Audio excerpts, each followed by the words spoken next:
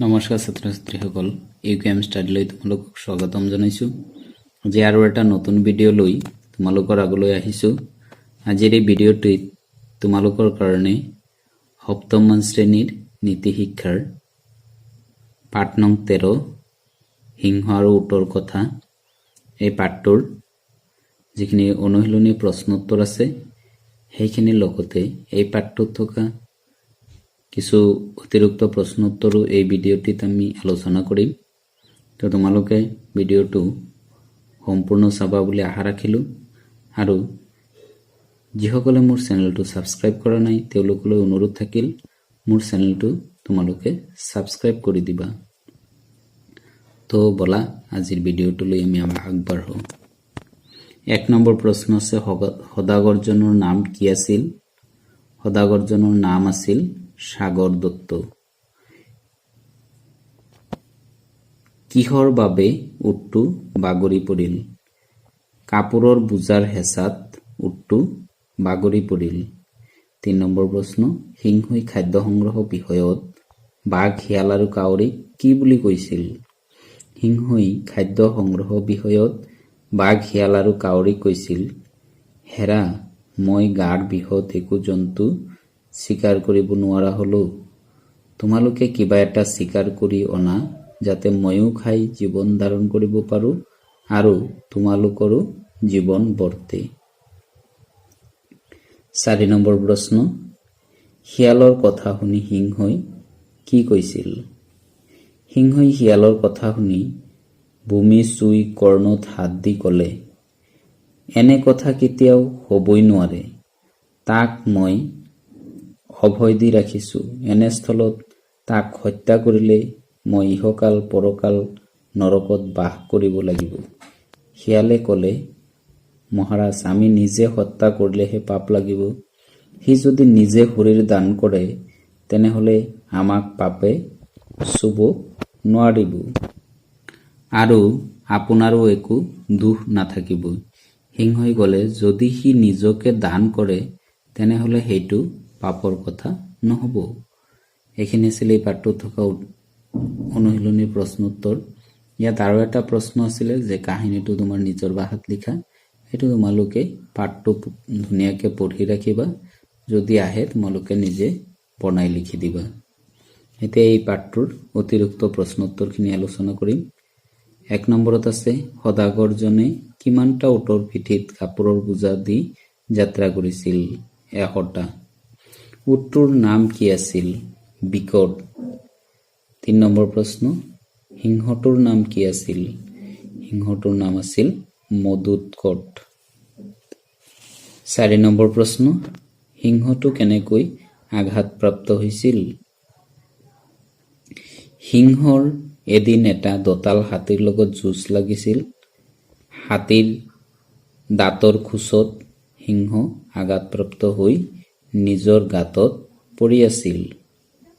5 number প্ৰশ্ন, সিংহ আৰু উটৰ কথা কাহিনীটোৰ পৰা তুমি কি নীতি শিক্ষা পালা?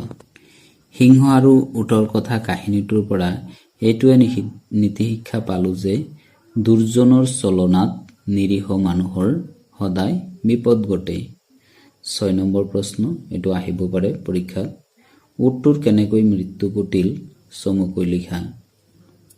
শিয়াল, বাঘ আৰু কাউৰীয়ে উটক লগ ধৰি সিংহক ক'লে, মহাৰাজ, এতিয়া বুকত মৰো মৰো অৱস্থা।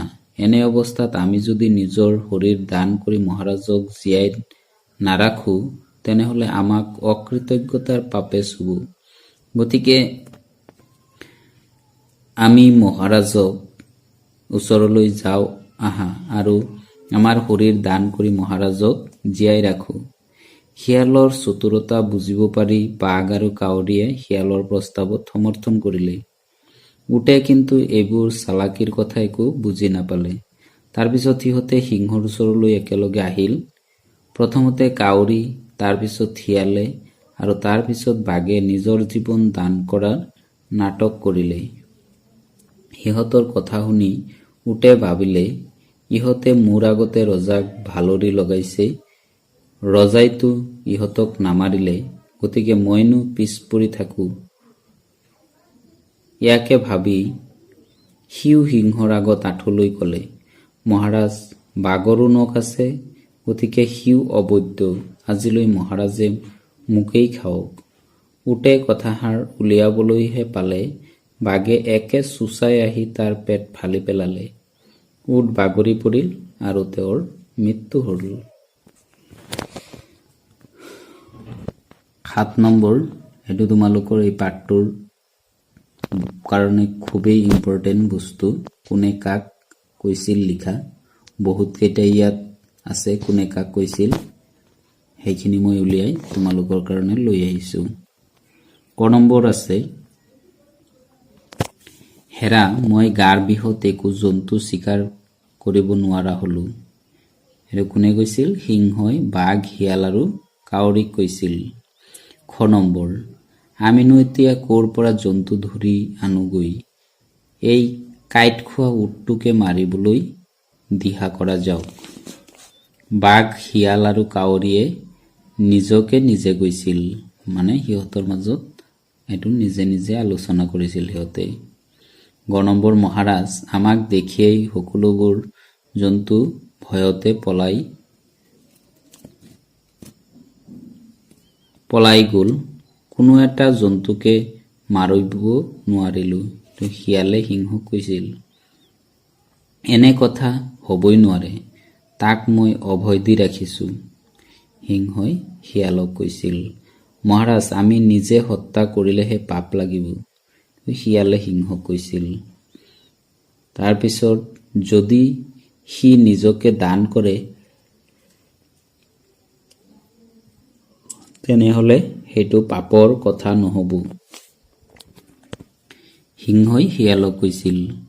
দ্বিতীয় 6 নম্বৰ, মহাৰাজ, এতিয়া বুকত মৰো মৰো অৱস্থা, এনে অৱস্থাত আমি যদি নিজৰ শৰীৰ দান কৰি মহাৰাজক জীয়াই নাৰাখো তেনেহলে আমাক অকৃতজ্ঞতাৰ পাপে চুব। শিয়াল, বাঘ, কাউৰী আদিয়ে মিলি উটক কৈছিল। বৰ্গীয়া জ নম্বৰ, মহাৰাজ, আপোনাৰ বুকত জীৱন যায়, মই আপোনাৰ দাহ, আজিলৈ আপুনি মোক বধ কৰি মোৰ মাংসৰে জীৱন বচাওক। কাউৰীয়ে উটক কৈছিল,